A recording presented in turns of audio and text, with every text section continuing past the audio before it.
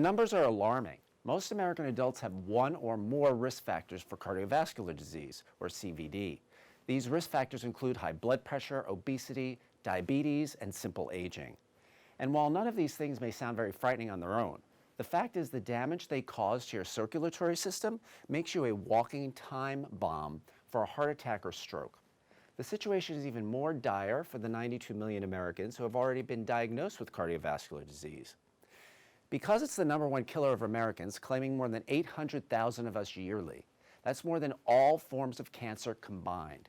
In fact, someone dies of CVD every 40 seconds in America, which means this silent killer has already claimed another victim since I've started speaking to you. One of the things that makes CVD so deadly is that it can take on many forms, like an arrhythmia. That's where your heart races or skips a beat, possibly dislodging an artery-plugging clot, or peripheral arterial disease, which are clogged arteries in the legs that cause cramping and pain when you walk. CVD also comes in the form of deep vein thrombosis, a life-threatening blood clot that forms in a leg and travels up to your lungs. And then there's the more obvious, like heart failure. That's when a weakened heart muscle can't pump enough blood to keep up with the body's demand, and you suffer from fatigue and shortness of breath. And of course, there's the sudden devastation of a heart attack or stroke, always debilitating, often deadly. Chances are you're here today because you or a loved one has one or more of these life-threatening conditions, or a risk factor like high blood pressure that can lead to them. And you want to prevent America's #1 health problem, so you don't become another dismal statistic. So congratulate yourself on taking the first steps to avoid that fate. I'm also willing to bet you might have already tried a conventional remedy for heart problems. After all, 50 million Americans take medication for high blood pressure and 40 million are taking cholesterol-lowering statins. If you're one of those millions, you may have concluded that the side effects of heart meds like fatigue, weight gain, muscle pain, depression, and on are far worse than this often symptomless disease. And you're probably here right now because you're looking for safe, natural, and effective approaches to preventing, controlling, or even reversing cardiovascular disease. Well, I can tell you that you've come to the right place, because today I'm going to explain the real causes of cardiovascular disease, many of which cardiologists ignore, and how to implement the best natural therapies for the problem. You'll also walk away today knowing all about the heart disease miracle drugs you should avoid at all costs, the real factor damaging your circulatory system and how to control it naturally, why high cholesterol is not as harmful as you've been led to believe, the underlying cause behind half of all deadly heart attacks and strokes, and how to fix it, and the disease that kills more women than all forms of cancer combined. Plus, I'll talk about the tests I use to monitor my own health and personally recommend to my patients at my practice in New York City. So let's kick things off with a little myth busting, shall we? It's one of my favorite things to do. Let me start off with this largely ignored point. The health of your heart and arteries and the prevention of a heart attack or stroke is a far more complex issue than mainstream medicine wants you to believe. With that being said, there are a few crucial facts I want you to know. Fact 1. Preventing or reversing heart disease is not a battle between good HDL cholesterol versus bad LDL cholesterol. It's not even about total cholesterol. There are far more important markers of heart health than cholesterol. Fact 2. Natural therapies can prevent and reverse heart and arterial damage without risky side effects. Fact 3. And here's perhaps the most crucial fact about your cardiovascular system. Inflammation plays a huge role in your overall risk. Let me explain. In itself, inflammation is a good thing. It's how your body protects itself and how it heals itself. Without it, wounds and infections would never get better. So anytime you injure yourself or are exposed to some sort of infection, your immune system responds by sending out substances called inflammatory markers. Histamine and cytokines are probably the most well known. These inflammatory mediators increase blood flow. They also allow more white blood cells to get through your blood vessel walls to the site of the infection or injury. All of this is absolutely necessary for your body to heal. But in the process, it can also cause redness, fever, swelling, and pain.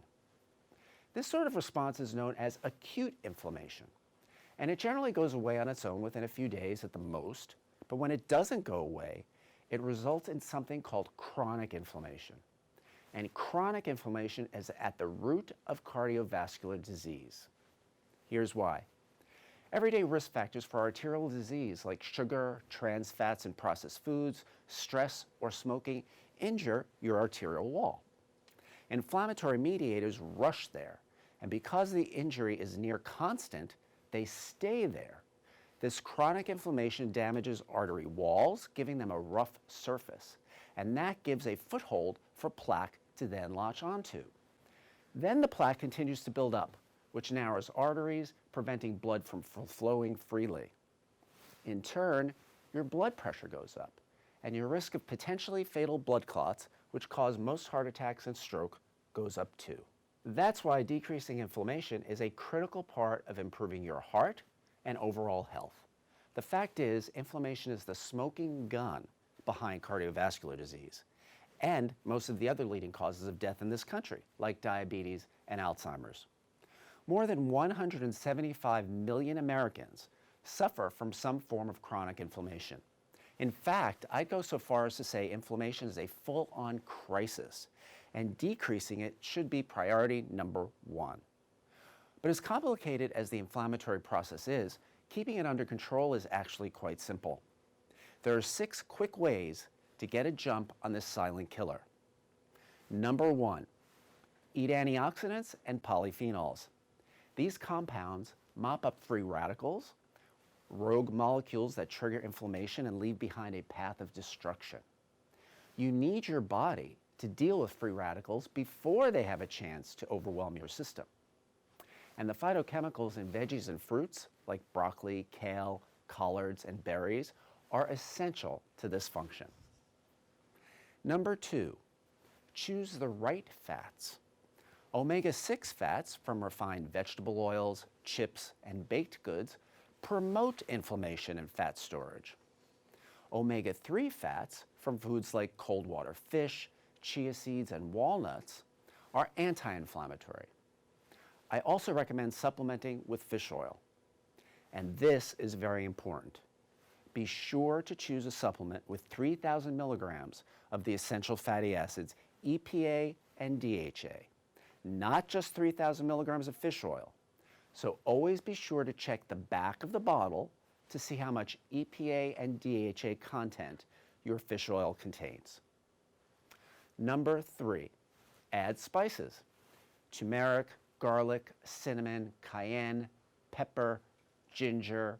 Practically every spice you can think of carries research-supported benefits against inflammation. You simply can't use too many. Number 4, exercise. Not too little, not too much. The science of exercise is probably moving faster than the science of nutrition.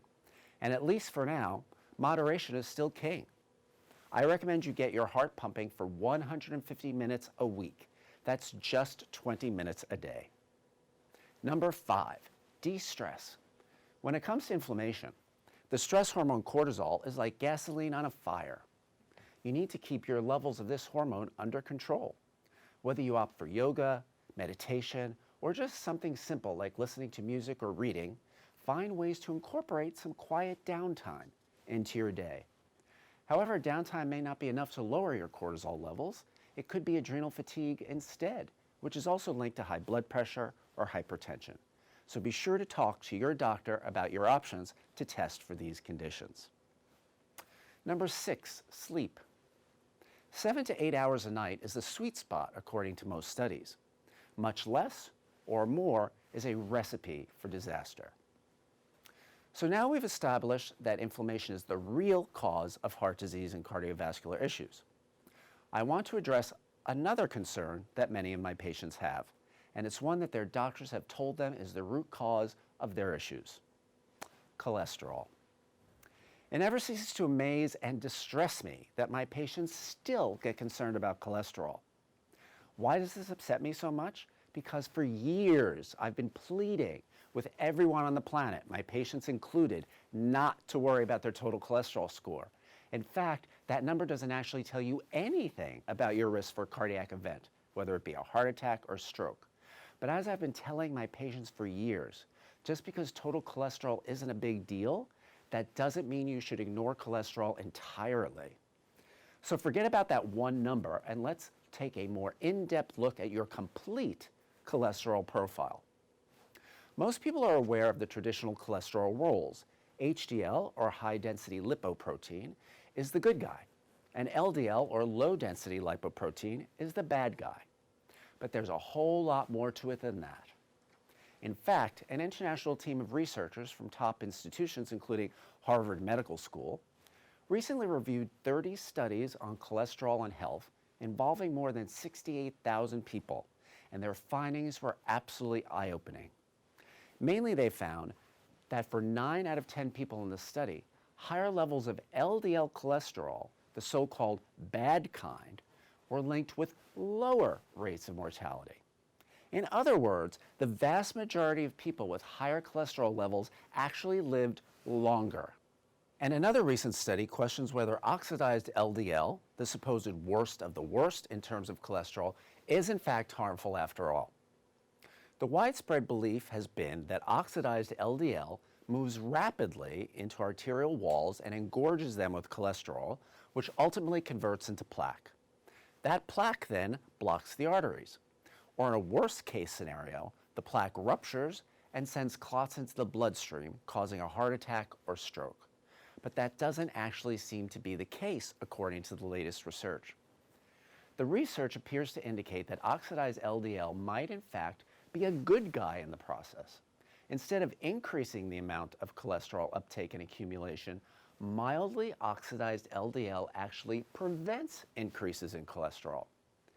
This theory is encouraging for those of us who believe the cholesterol hoopla is a myth, one based solely on selling billions upon billions of dollars worth of dangerous medications known as statins, medications I'll talk about a little later. So the big million-dollar question is, which heart-harming blood fats should you and your doctor be keeping tabs on? Let's start with LDL. As I just mentioned, classifying all LDL cholesterol as bad is a bit of an oversimplification. You see, LDL is made up of particles. These particles come in both large and small sizes. And as it turns out, large LDL particles are quite normal, even healthy. On the other hand, small, dense LDL particles, known as very low density LDL or VLDL, can be problematic. It sounds a bit counterintuitive, I know, but studies show that people whose LDL cholesterol is predominantly small and dense have a 3-fold greater risk of heart disease. And other studies suggest that determining the number of small, dense particles in the blood predicts the risk of heart disease more accurately than simply measuring total LDL cholesterol. Your overall VLDL, or very low density lipoprotein level, should be below 40 milligrams per deciliter. But there are actually 3 subclasses of VLDL particles: VLDL1, VLDL2, and VLDL3. VLDL3 is the smallest, most dangerous type. Your level of VLDL3 should be below 10 milligrams per deciliter. The same holds true for HDL. It comes in both large and small sized particles. Large HDL particles are called HDL2, and the small variety are called HDL3. HDL2 is the most protective form, so the more of them you have, the lower your risk for heart attack and stroke. You want your levels above 10 milligrams per deciliter. But even these details are only a fraction of your overall lipid profile. As I mentioned a moment ago, there's more to it than just cholesterol. In fact, in my opinion, triglycerides, which are a type of blood fat, are even more important than cholesterol. Then there's also lipoprotein small a, or LP small a, to consider. Lipoprotein small a is a substance that builds on the inner lining of arteries, promoting inflammation and damaging artery walls. Lipoprotein small a also contains a blood clotting component, which compounds the risk for heart disease and stroke even further. This is one of the strongest indicators of heart disease risk, so you should have it checked every year. You want your level to be below 10 milligrams per deciliter. Though, keep in mind, if you have a family history of heart disease, you're genetically predisposed to have an elevated lipoprotein a level. The good news is you can outsmart your genes, and all it takes is 2 simple supplements. More on those in just a minute. But first, there's one more blood lipid I want to tell you about. The last risk factor you should be keeping tabs on is one you've probably never heard of. It's called IDL, or intermediate density lipoprotein cholesterol. IDL is the sticky kind of cholesterol that clogs up blood vessels and arteries. So really, it's the most important cholesterol number of all. Keeping IDL low, at or below 20 milligrams per deciliter, greatly reduces your risk for cardiovascular events. Like lipoprotein a, IDL has a genetic component to it, especially if you have a family history of diabetes. Luckily, you can keep track of all of these lipids with one simple test called the vertical auto profile, or VAP test. Chances are your doctor won't order it for you unless you specifically request it, but it costs about the same as a regular routine lipid profile, and it's covered by Medicare and most insurance carriers. Once you have your results, work with your doctor on a specific action plan for getting your scores where you want them. And despite what Big Pharma wants you to believe, chances are you can do that without taking a single drug. Of course, the first step towards reining in these lipids is to focus on your nutrition, which I'll talk a little bit more about in just a second. Essentially, a diet that's low in processed, refined carbs and high in fruits, vegetables, lean protein, and healthy fats will put you on the fast track toward a better lipid profile. And as I said earlier, there are also a few supplements that can help you perfect your scores. Niacin and L-cysteine. These 2 nutrients help keep lipoprotein a in check. Start with 500 milligrams of niacin per day and work up to 3,000 milligrams per day. It may take a while, but it's worth it. And if you can tolerate it, it's best to opt for regular niacin here instead of the flush-free varieties. In my experience, the flush-free varieties just aren't very effective. True, you may have to endure red, warm, itchy skin with standard niacin, but this effect typically lasts for only 30 minutes. To reduce this side effect, I recommend taking niacin after meals and avoiding alcoholic or hot beverages for about 2 hours after ingesting it. As for L-cysteine, I typically recommend 1,000 milligrams twice per day. Pantethine, not pantothenic acid, is very good at lowering IDL. I recommend 300 milligrams twice per day for my patients. Omega-3 fish oils also help in this situation, keeping the blood from getting sticky. Bergamot is a particular supplement that offers one-stop shopping in terms of your lipid profile. It's a citrus bioflavonoid from a specific tree grown in Calabria, Italy, where my family happens to be from. Studies have shown that bergamot can lower total and LDL cholesterol, triglycerides and blood glucose, all while raising HDL. Basically, everything you wish to accomplish. Studies have used from 500 milligrams to 1,500 milligrams per day of bergamot extract. I would recommend at least 500 milligrams per day. So when it comes to cholesterol, the bottom line is this. If you really want to stay healthy, you need to break the numbers down and look at the bigger picture so you can attack the real problems and plan your nutritional supplement regimen accordingly. I want to take an opportunity now to elaborate a little bit more about the pivotal role diet and nutrition play in the development of heart problems. As a nation, we're all suffering from bad eating habits, and an alarming amount of deaths in the United States from heart disease, stroke, and diabetes, which can all be categorized as cardiometabolic diseases, are associated with a suboptimal diet. And there's a recent study published in the Journal of the American Medical Association that puts the problem into sharp focus. Naturally, the researchers and I differ in some respects in regards to what constitutes a suboptimal diet, but the general message is one we can all agree on. What we eat and what we don't largely determines our health outcomes. According to this study, high sodium intake was the biggest dietary culprit in cardiometabolic disease-related deaths. That's the part I take the biggest issue with, since in general, salt is not a big concern of mine. Unless you're consuming vast quantities of it, I just don't see it as an issue. So if you're eating fresh, organic foods and salting them to taste, I can virtually guarantee you're not going overboard on sodium. But here's where salt does become a problem. The people who are consuming the most sodium tend to be getting it from unhealthy sources, like fast food and junk food. And those types of foods on their own are a source of cardiometabolic disease. The next biggest dietary risk factors for cardiometabolic disease in the study were high intake of processed meat, low consumption of omega-3 fats from seafood, low intake of nuts and seeds, not enough vegetables and fruits, too many sugar-sweetened beverages. How big a risk do these factors pose? Let's look at the numbers.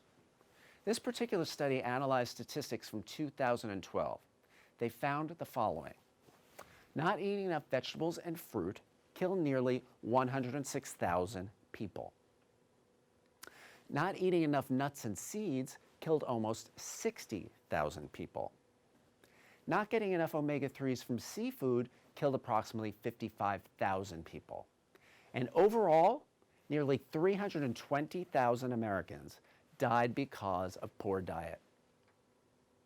One thing I found particularly notable about this study is that the researchers pointed out that just about as many people died from not eating good foods as from eating bad foods. Or as the study put it, suboptimal intake of specific foods and nutrients was associated with a substantial proportion of deaths due to heart disease, stroke, or type 2 diabetes. The main takeaway of this study is that if we want to make a dent in heart disease and stroke in this country, we need to start with food. Of course, I'm always encouraged when I see a study backing up what I've been saying for years. But at the same time, the deafening silence that follows is incredibly frustrating. We have now, for what seems like the billionth time, identified the root cause of the catastrophic health status in our country. But do you think the powers that be will throw any public health muscle or budget into changing it? Not likely. But the fact remains nearly half of all deaths from heart disease, stroke, and diabetes are directly caused by diet. And whatever the government and medical industry does, you can make a better choice and eat the foods that can save your life. And there's another huge change you can make starting today that will also save your life. And it involved, once again, ignoring the recommendations from those greedy powers that be. Now I'm going to reveal the heart disease miracle drugs you should avoid at all costs. Specifically, if you're taking cholesterol-lowering statin medications, I want you to pay extra close attention. Your cardiologist won't like it, but it may save your life. A recent analysis of the results of a 2002 study just confirmed what I've been saying for years.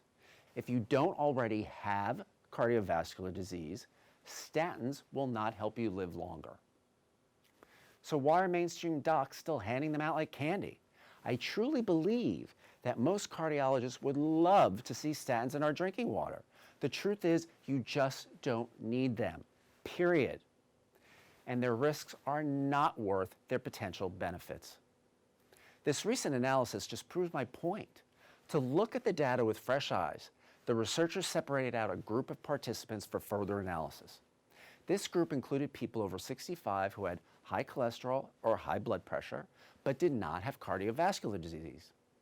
And what the researchers found should be plastered in every cardiologist's office across the country. Not only did statins fail to decrease mortality in those taking them, they were actually associated with an increase in mortality in those over 75. It's important to note that the increased risk didn't reach levels of statistical significance, but still, considering what we already know about the risks of statins, which I'll talk about in a moment, this new data should raise concerns. Instead, the conventional medical community is tripping over itself to issue calls for caution in interpreting these new results. They simply can't or won't believe what the data tells them. They've been brainwashed into thinking statin medications are miracle drugs. So even when science tells them otherwise, they just keep burying their heads in the sand. And here's the point they keep coming back to. Even when trial after trial shows that statins don't prolong lives, they keep pointing out that the drugs reduce the risk of coronary artery disease. But who cares? Honestly, if something doesn't prolong your life or improve your quality of life, what's the point of taking it? Especially in this case, when that something, statins, comes with a laundry list of troubling side effects. Think muscle pain and weakness, memory loss and cognitive dysfunction, diabetes, weight gain, back pain, liver damage, insomnia, and cataracts.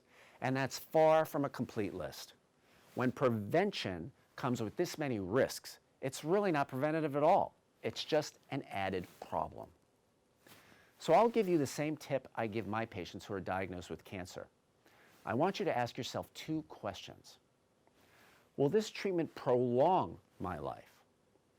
Will it improve my quality of life? If not, then why do it? Recently, I had a patient come in with a total cholesterol level of 111 milligrams per deciliter, which is insanely low. He'd been taking statins for some time, and I was shocked to find out that he was still taking them.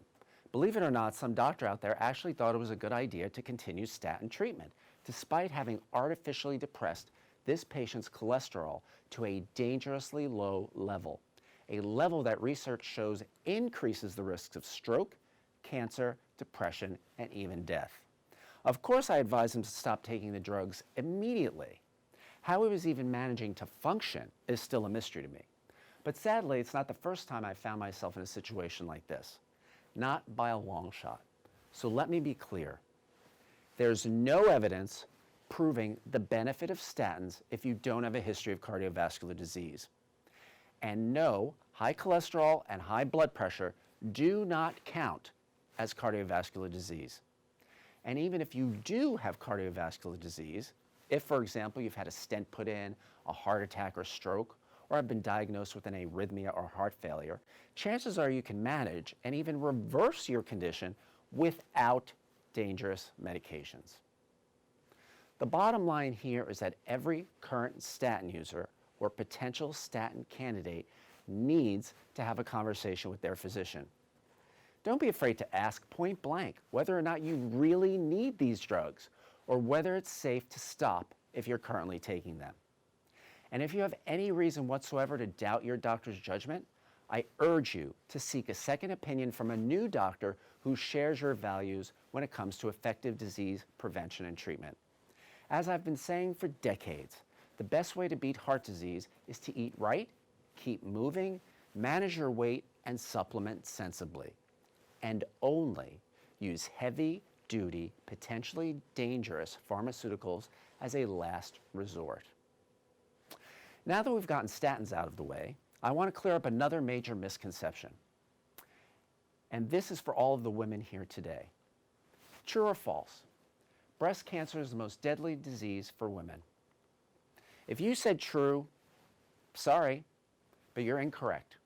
Breast cancer is not the deadliest disease for women, not by a long shot. Heart disease is the #1 killer and more deadly than all other forms of cancer combined, with more women dying from heart disease every year than men. In fact, breast cancer accounts for only about 3% of deaths in women, while heart disease accounts for about 13%. Yet only 1 in 5 American women believe that heart disease is their greatest health threat. Which is why I really want to devote some time to discussing this today. Because when it comes to women and heart disease, there's a major risk factor that's usually ignored, but perhaps may be the greatest danger to your health. Let me explain. The risk of heart disease in women rises sharply around menopause. We've known that for years, but we haven't known precisely why. But now a recent study in the Journal of the American Heart Association points to a hidden culprit. As women go through menopause, they go through numerous cardiovascular transformations, like a rise in blood pressure, a decline in HDL, and an increase in triglycerides. Together, these transformations are thought to contribute to the increase in heart disease risks after menopause. But this new study points to yet another unseen change that, as I said a moment ago, may be the most dangerous of all. I've been warning patients for years about the hazards of fatty liver. But this new research shows fatty heart may be an even bigger concern for women leading up to, during, and after menopause. During menopause, the composition of body fat changes. That includes an increase in fat surrounding the heart. Previous studies have found links between heart fat and heart disease risk. It's linked to the clogged arteries of coronary artery disease, cardiovascular events like a heart attack or stroke, and even death from all causes.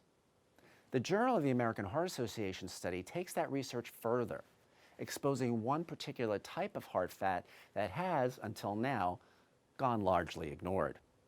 This fat, called paracardial fat, is one of two distinct types of fat around the heart. The other type is called epicardial fat. Until now, researchers and doctors have been conflating the two, talking just about heart fat. But it turns out that the two types of fat are completely different. And if we learn to treat them as such, we might be able to make serious strides in tackling heart disease risk after menopause.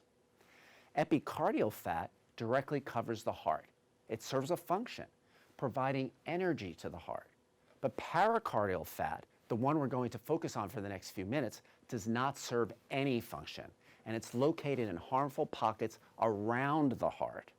Both paracardial and epicardial fat increase in volume after menopause, but only paracardial fat is linked with declining levels of the hormone estradiol, a type of estrogen. Estradiol levels naturally drop during menopause. In this study, the women who saw the largest drops in estradiol levels had 20% more paracardial fat than those with the smallest decline. That suggests that menopause, and specifically the hormonal shift associated with it, is behind the increase. Further, the researchers found that increases in paracardial fat were associated with increased risk of coronary artery calcification. Coronary artery calcification is the result of calcium buildup in the blood vessels that deliver blood to the heart, and it's a big problem for heart health. Blood vessels that have this calcium buildup become hard and narrow over time, limiting blood supply and therefore nutrients and oxygen to the heart, which is why calcification is linked with heart attacks and strokes. So what can be done about paracardial fat? Well, the authors of this study have an idea. They speculate that because of the estradiol link, hormone replacement therapy might have an effect on dangerous paracardial fat. Of course, there are some big caveats with this advice. As you probably know, hormone replacement therapy is a popular way of replenishing women's estrogen levels during and after menopause, but it's also hugely controversial, and with good reason. While synthetic hormone replacement is a boon to pharmaceutical companies, it's been a disaster from a public health perspective. In fact, in the early 2000s, the National Institutes of Health determined that one type of hormone replacement therapy, Prempro, caused breast cancer in otherwise healthy women. The effect was so clear and so devastating that the study investigating Prempro was halted early to avoid putting more women at risk. That has turned a lot of people off hormone replacement completely. But in my opinion, that's throwing out the baby with the bathwater. The fact is, there's a safer way to replace hormones lost during menopause. It's called bioidentical hormone replacement therapy, and it's designed to precisely match the amounts and types of hormones your body would naturally produce. I've prescribed it to my patients for years with great success. I've seen it restore health and vitality to women who feel their youth slipping away.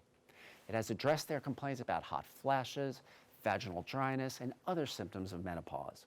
And it's far safer than synthetic hormone replacement.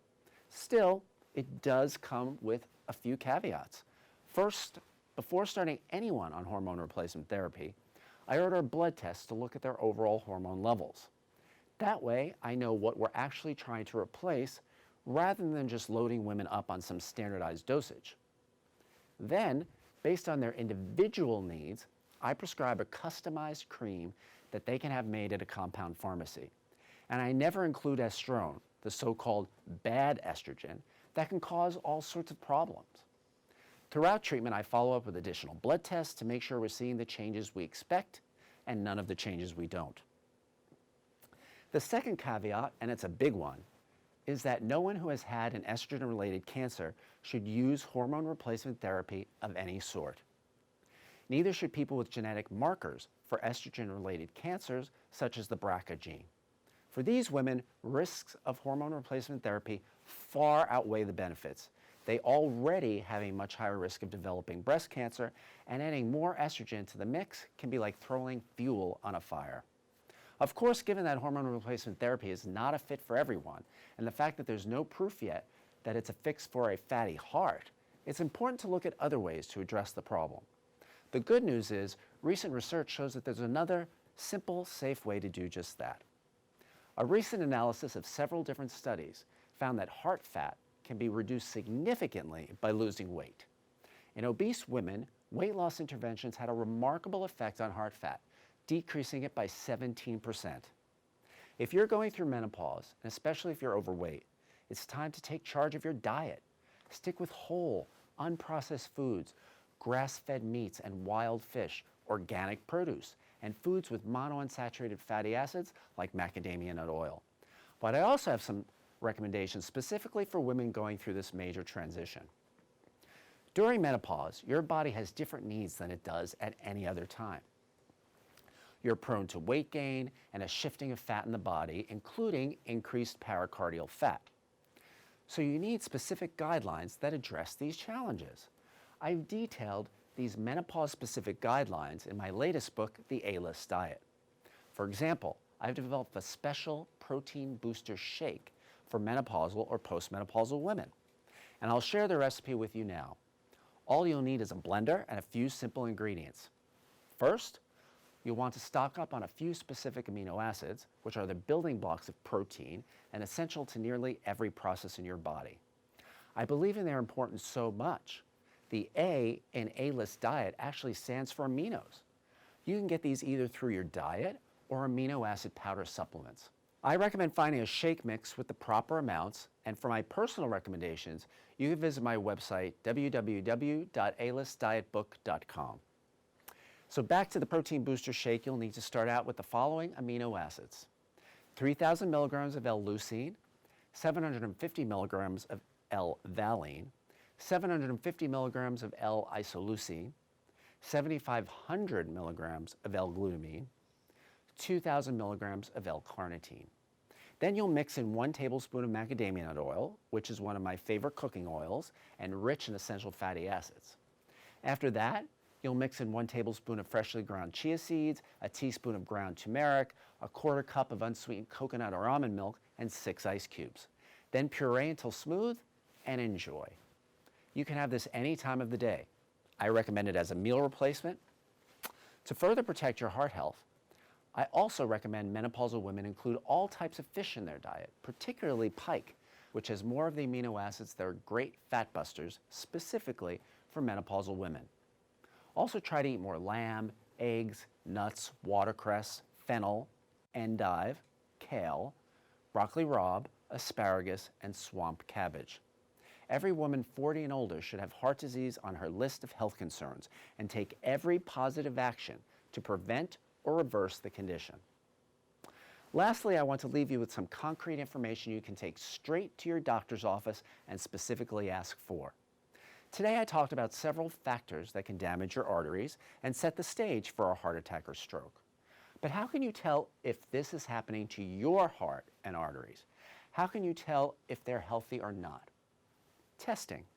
Today I'll share with you the 3 tests I personally use to monitor my own heart health, plus several alternatives to ask your doctor about.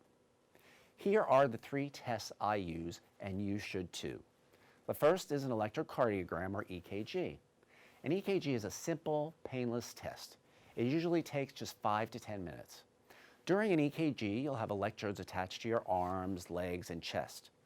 Those electrodes are also attached to a machine that detects and records the heart's electrical activity. It shows how fast the heart is beating and its rhythm, so it can detect signs of heart damage. I recommend getting an EKG every year. The next major test is an echocardiogram. An echocardiogram uses sound waves to monitor blood flow. It provides information about the heart's size and shape and how well the heart and valves are working. During an echocardiogram, you'll lie on a table and an ultrasound technician will press a small microphone-like wand against your chest and move it around slowly. The wand, technically called a transducer, sends sound waves into the chest and picks up the echoes as they bounce off various parts of the heart. The echoes are sent to a video monitor that records pictures of your heart for your doctor to review. I recommend getting an echocardiogram every year. Then you have ultrafast computed tomography, or CT. An ultrafast CT can take multiple images of the heart in the time it takes for a single heartbeat. It can also detect very small amounts of calcium within the heart and the coronary arteries. So it provides much more detail about heart function and can detect even very early signs of heart disease. During an ultrafast CT scan, you'll lie on a table that slides into the scanning machine. You'll be asked to lie very still as the scanner rotates around you, generating x-rays that your doctor will review later. You'll hear loud clicking sounds, which are normal. I recommend getting an ultrafast CT scan every 5 years. I also recommend getting lab work done to measure some specific heart markers. But unlike the scans I just mentioned, some of these blood tests aren't ones that mainstream physicians routinely order. So you may want to bring this list with you to your next appointment to be sure you're getting a complete picture of your heart health. B-type natriuretic peptide, or BNP. BNP is a biomarker of tension in the heart wall that can be an indicator of heart failure. The higher your level, the worse your risk. You want yours to be below 100. Your doctor can recommend how often you should be tested for this based on your levels. Then there's C-reactive protein, or CRP. The body produces CRP during the inflammation process. In the Harvard Women's Health Study, women with the highest CRP levels were more than 4 times as likely to die from coronary disease or to suffer a non-fatal heart attack or stroke compared to those with lower levels. Less than 1 is low risk. 1 to 2.9 is intermediate risk, and greater than 3 is high risk. I recommend getting your CRP tested twice per year. The next one is homocysteine. Research shows that homocysteine, an amino acid, can injure the endothelium, or lining of arteries. Homocysteine also contributes to production of pro-inflammatory chemicals called cytokines, and it promotes oxidation of the fat and LDL cholesterol that can build up in arteries damaged by inflammation. Elevated levels have been linked with artery damage, or atherosclerosis, and a higher risk of heart attack, stroke, and dangerous blood clots. I also recommend getting your fibrinogen levels tested.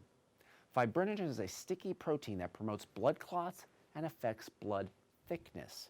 It can help predict numerous heart risks, including stroke risk and heart attack. In fact, a decade ago, a large-scale study conducted in Europe showed that fibrinogen is a powerful predictor of stroke, including fatal and non-fatal strokes, first-time strokes, and hemorrhagic and ischemic strokes. Another study found that high fibrinogen levels predicted recurrent angina, cardiac catheterization, and major events like heart attack and death. I'd like to see this number below 300. Get your fibrinogen tested every 3 months if your first test shows elevated levels, or twice per year if they're normal. Then there's your lipid profile. This test measures levels of fats, or lipids, in the bloodstream. A lipid profile will show HDL, LDL, total cholesterol, and most importantly, triglycerides. There's also a new test that I've been recommending to my patients called the Vertical Auto Profile, or VAP cholesterol test. It gives you a more detailed analysis of HDL and LDL, which offers some important insight into these markers. I recommend a VAP test once per year. Ferritin. This is a seldom run heart health test, but it's a critical one.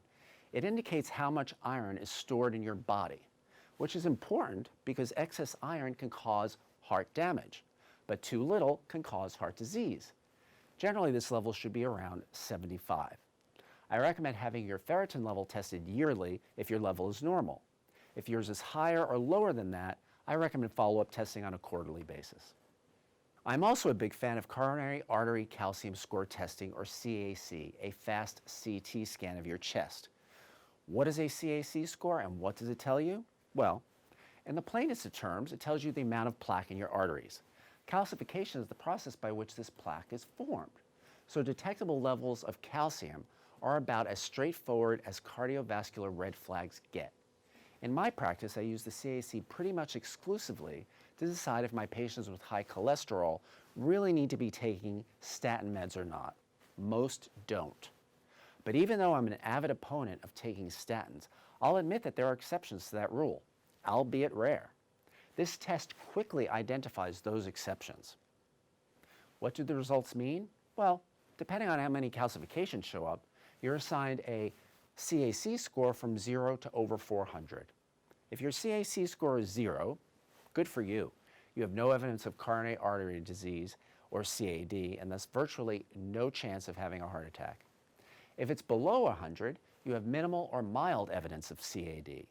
A score of 100 to 400 is in the moderate CAD range. And if it's over 400, watch out. You have extensive evidence of coronary artery disease and a high likelihood of having a heart attack. Scores over 400 are when I think about prescribing a statin, but this is a decision you need to talk over with your doctor.